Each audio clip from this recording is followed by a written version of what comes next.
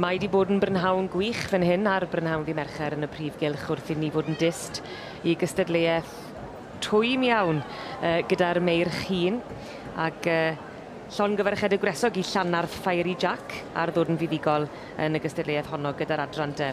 I ni bellach nawr yn edrych ar gystadleuaeth y meirch, y pencampwriaeth rhwng y meirch hun a'r rhai ifanca.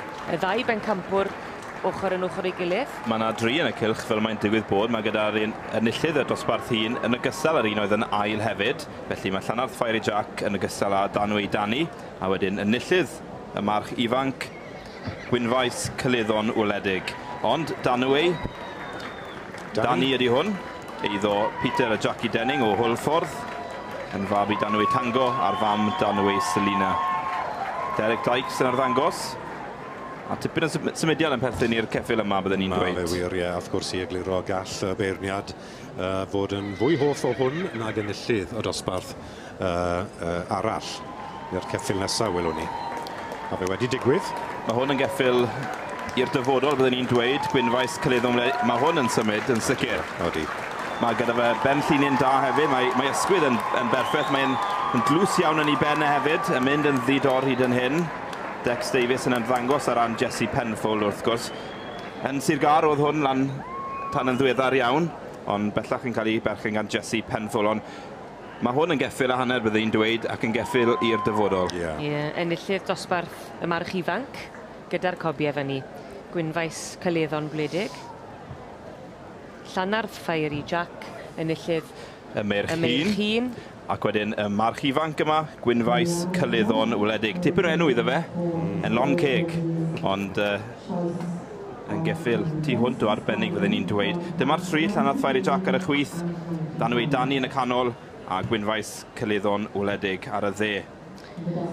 I chi'n timlo y cynnwrf wrth I ni fynd tuag at y gystadleuaeth yn chi mae'n mynd yn llai ac yn fwy dwys wrth I ni edrych tuag at gystadleuaeth Cwpan Siôr Tywysog Cymru, sef prif bencampwriaeth y cobiau Cymreig.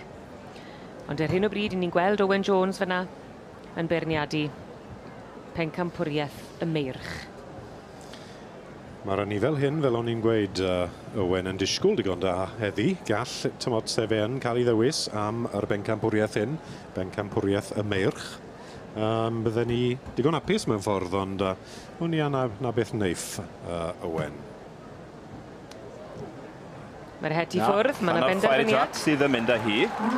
A Dani yn mynd ar gil bencampwriaeth, felly mynd yn erbyn yr hyn o'n i'n feddwl, ond dyna fel mai. Owen Griffiths ydw I a Owen Jones yw'r beirniad wrth gwrs. Mae rhaid ti'n nabod y le, Owen, yn dysgu. Yn wir. Ie, a dyna beth, dyna siampl o beth sy'n gallu digwydd, wrth gwrs, yr ail yn cymeryd yr is-bencampwr yr spot ni a Ciro enillydd y dosbarth y merch ifanc. Ond dwi'n siŵr fydd y march hynny Gwynfaes Cyleddon Wledig yn enw i'r dyfodol. Yn sicr mae'n dipyn o geffil.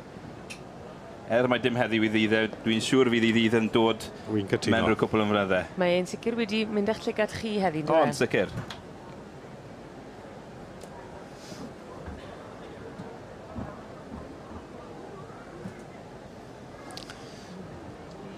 Yn gwybod bod Simon yn mynd I fod yn bles iawn ar wobr hyn. Wrth gwrs mae Brydfa Llanarth a teulu Bigleys, Len Bigley a Ann Bigley wraig. Ac Simon y mab a Catrin Bigley, yr ferch. Maen nhw gyd yn gweithio mor agos da'i gilydd yn y Brydfa yma i adran Aber, Cyd a Rhanfryd fyd. Ond dyma ceffil Simon yw hwn. Fe o'r perchynog, fe sy'n bia hwn. Fi'n gwybod bydd hwn yn bleser bersonol iddo fe.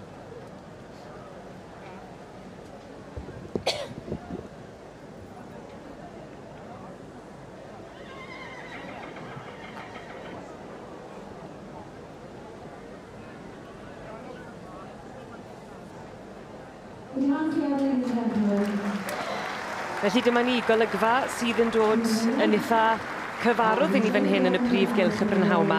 Llanarth Fiery Jack yn gyntaf enillodd gyda'r meirch hun yn yr adran dy, ond mae bellach wedi cael ei goroni yn farch gorau 2018.